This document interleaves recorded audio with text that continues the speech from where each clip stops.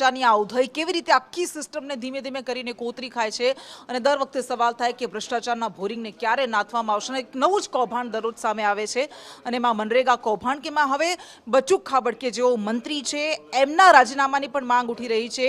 છોટુ વસાવા કહી રહ્યા છે કે મનરેગા યોજનાને મનરેગા યોજના બનાવી દીધી, તો મનીષ દોશી કહી રહ્યા છે કે મનરેગા યોજનાને ભ્રષ્ટાચારની યોજના બનાવી દીધી।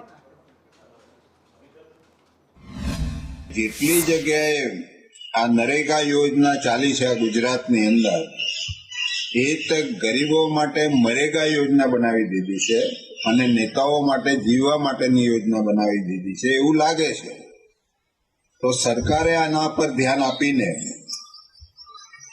લોકોને એનો ફાયદો થાય, એનું શરીર ટકે એટલા માટે આ બનાવેલી યોજના હતી, એને આવી રીતના દુરુપયોગ કરીને, સત્તાનો દુરુપયોગ કરીને લોકોનું ચાવ કરી જવું, એને કોઈ ન્યાય નહીં આપવો। આજે પણ એ સરકારની અંદર બચુભાઈ ખાબડ ચાલુ છે, એને તે જ મિનિટે સસ્પેન્ડ કરીને બહાર કરો ને, એને કાઢી મૂકો ત્યાંથી, શું જરૂર છે?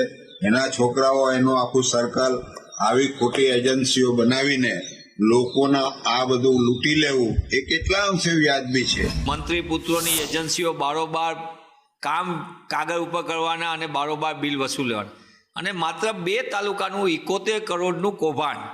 સમગ્ર દાહોદ જિલ્લામાં તો આ કેટલા આંકડો પહોંચે એ સમજી શકાય છે કે 2 તાલુકામાં જો 71 કરોડ હોય તો પહેલા દિવસે એક મંત્રી પુત્ર પકડાય, બીજા દિવસે 2 દિવસ પછી બીજો મંત્રી પુત્ર પકડાય, પણ તટસ્થ તપાસ કોણ કરશે?